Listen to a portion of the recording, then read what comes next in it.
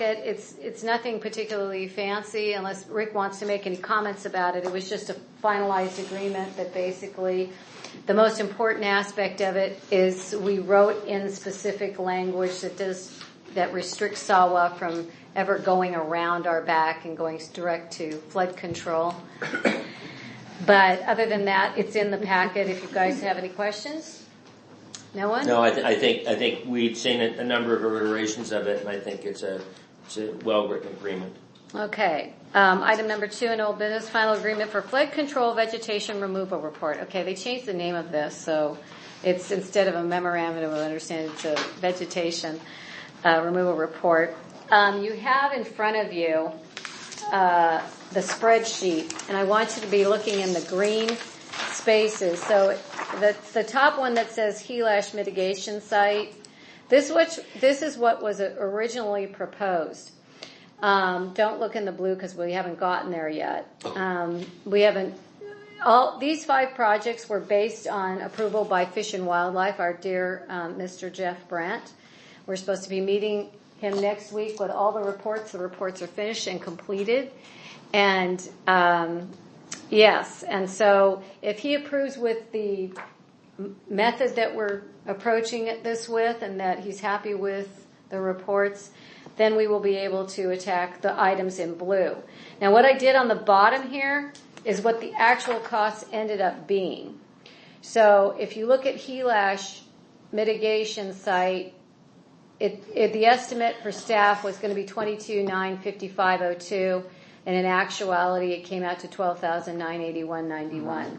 And so ultimately, if you just add our 15% across the board and you look at really what the cost should be, that's what was reflected in some of these bills. So what we want to do when we meet with Fish and Wildlife is since we have come under budget and we are performing, and if Jeff feels we're performing, can we use some of these additional funds because we managed to stay under to go back to sites, maybe do some rework if that's what flood control wants us to do. So we'll be meeting with flood control in January to see if they want us to take any of these additional monies that have been saved or put them on to other projects so we can move a little faster on those.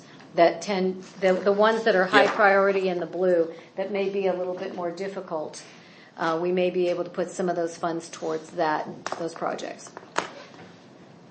Let me ask a crazy question, and where there's the chair recognizes Rick Neugebauer. But we had done work in Bear Creek, and those are also mitigation areas. Is there any possibility of using some of these funds in other areas, or are they're very specific to a specific site? They are specific to the specific site, yes. And so if we are under budget, it is up to flood control and ourselves to decide whether we can use reallocate them, but only to other projects within the 11 they've given us. Got it. Okay. Fair enough. Yeah. Okay. All right. And that's what I was trying to remember, Barb. I suddenly remembered that. Okay. You knew it. Darn it, I knew there was something. Okay, item number 3, discussion of potential approval of account interest for existing and future CDs. I did not get those, so let's move on to item number 4. Discussion and update on biomonitoring at Career Ranch and Benton Channel. Mr. Neugebauer. I have not seen the reports yet. So I just wanted an update as to where we are because... Well, I think they're writing them still. I hadn't heard that we had finished getting our reports done in our October meeting. So would it be too much to push you along and see if we could get an answer? Yeah. Because I want to get that done. I'll make a call. Okay. Yeah. And all right. So, okay. Item number 8, new business discussion of potential approval of authorizing President to negotiate with Fish and Wildlife and SAWA the parameters for habitat restoration at Benton Channel.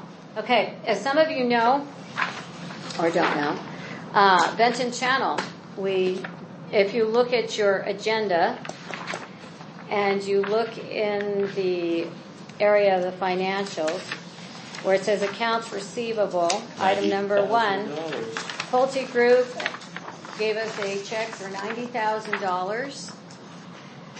So it is cashed in through the bank, and now 3 years, huh? Yes, but we got it. That's Wow. Very well done. Yeah. Thank you. We are very pleased, and we're pleased that we have the ability to do something with that money. And so I'm going to probably we're going to meet with Jeff next week and with Fish and Wildlife. And so what I'll probably do is have one of the board members or associate directors and James Law from Sawa will be going, and as hopefully Brian Brady, I've got to get in touch with him. And so we have to do certain things with this money. We can't go spend it.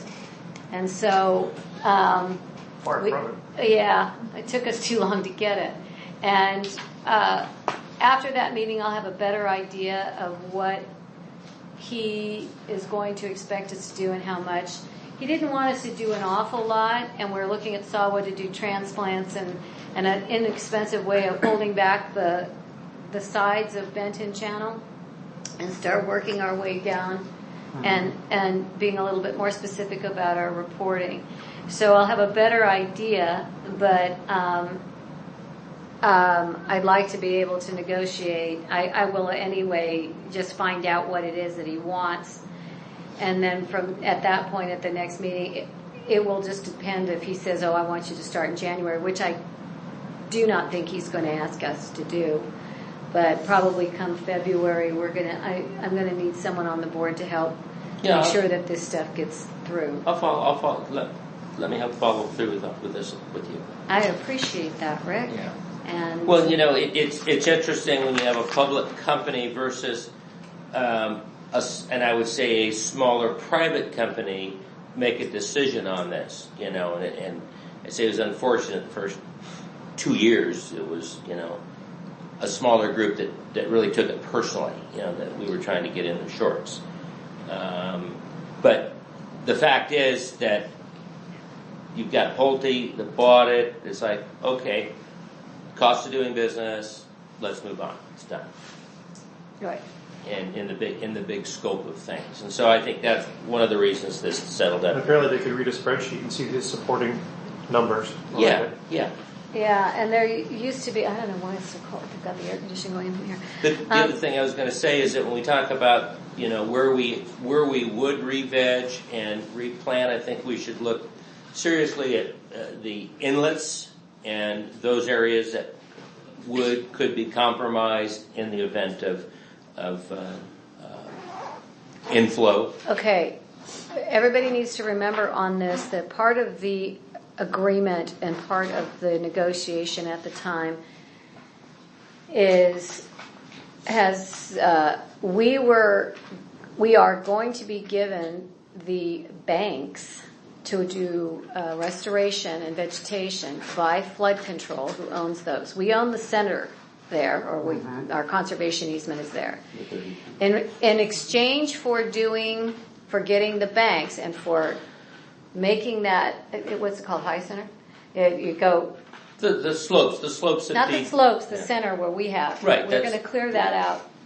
And instead we're going to put vegetation on the side. Okay?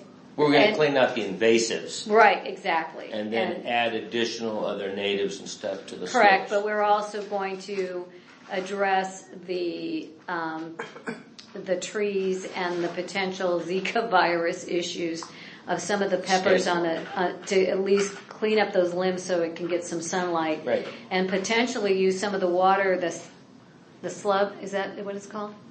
Oh. At the very end, there's some ponding. Yeah, and that's what's causing the mosquitoes to get under the tree that now is so. But Fish and Wildlife did not want flood to touch anything because as we know, they think there's two mines there. Fish and Wildlife thinks that they're going to go into with a